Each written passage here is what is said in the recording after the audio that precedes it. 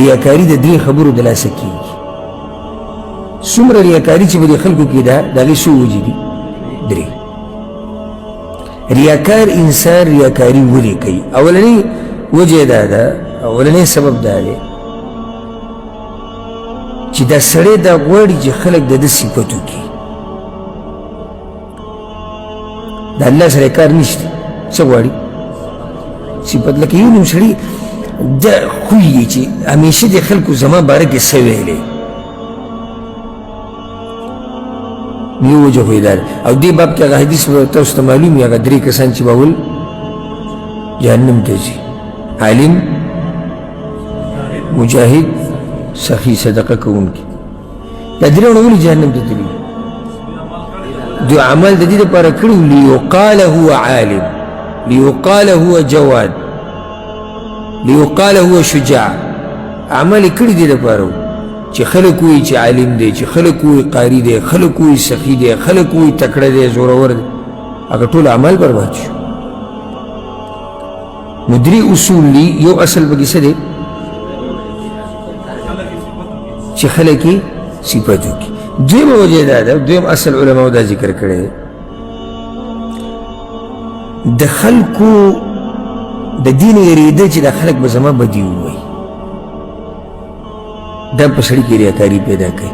د خلکو نه یریده چې خلک به زما بدي بیان کړي دا په سړي کې ریاکاري پیدا کوي لکه ولې لګوي مال د الله په لار کې چې خلک وایي دی بخیل دی خیال هم د دې کې په اول کې ګوره فرق دی هغه اولنۍ څه غواړي صفت غواړي دې څه وایي چې څوک غیبت نه چې څوک زما بد صفت بیان نه کړي نو مال دې دپاره نه لګوي چې الله راضي شي مال ولې لګوي څوک راته بخیل ونه وایي د الله په لار کې جنګېږي دې دپاره نه چې دې جهاد کې د دې دپاره چې داسې نه څوک راته بزدله ونه وایي لمونځ کوم خو د دې دپاره نه چې د دین یوه فریضه ده ولې کوي خلک به راته بېلمازه وي دا اکثر به هلته خفه کېږي دا حقیقت دی دې زمونږ دلته دا ملګري چې کوم دي دا مسافر په دیرو کې بس کسان پکې داسې به ویې نه ګورئ چې هغه د جومات ته ولې راځي ځکه چې ټول ملګري انډیوالان را روان دي د یو پکې پاتې نو خلک به څه ووایي خلک به وایي چې دا پکې بېلمازه دی نو مونځ د څه دپاره وشو د خلکو دپاره دا هم ریاکاري ده دریم وجه د ریاکاري سره په دې باندې ډېر مثالونه پیش کولی شو خو وخت ختم دی دریم اصل دا دی او دریم سبب چې دا سړی په دې خپل عمل سره څه دنیا ګټل غواړي یو سړی چې کله په خپل عمل سره دنیا ګټل غواړي او هغه عمل هغه څه چې دی ګټي هغې ته نشي رسېدی مګر په دې کار باندې چې ظاهره کې دینداري ده خو د ده دا کار دینداري نه ده ولې دینداري نه ده دې په ځان مقصد ته رسوي لکه اوس یو سړی دی غواړي دا چې یو کرسۍ ده د قضاوت یا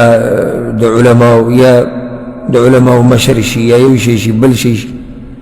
دې چې ته د هغه وخته پورې نه شي رسېدی چې څو پورې علم نه حاصل کړي نو علم کې د هغه د اول نه د الله رضا نه وه ها که اوس یو سړی علم حاصلوي او دا ورسره مې چې د دې لپاره حاصلوم چې الله رانه غټ عالم جوړ کړي چې د امت خدمت وکړم دا خو جدا مسله ده خو چې یو سړی محض د دنیا لپاره علم کوي نو دې منصب ته دی نشي رسېدی چې څو پورې دا کار نه کړی لکه اوس یو سړی دی او هغه د یو کلي مشر جوړېده غواړي خو خلک په یقین هغه وخت پورې نشي کولی چې څو پورې دی په جومات کې ډېر نه یې لیدلی نو دی څه کوي جومات ته ځي راځي سپینه ټوپۍ هم پیدا کړې ده تسبیح ورسره هم دي او چې خلک ټول وځي د جومات نه دی پوسد باید وځي دا لمونځ د څه دپاره کوي چې دغه منصب ته به ځان ورسوي دنیا د ګټلو لپاره نو درې اصول دي اولنې چې خلک به صفت وکړي دریم د دې نه یېرېږي چې خلک به زما باره کې څه غلطه خبره وکړي دریم چې یو دنیوي منصب ته به ورسي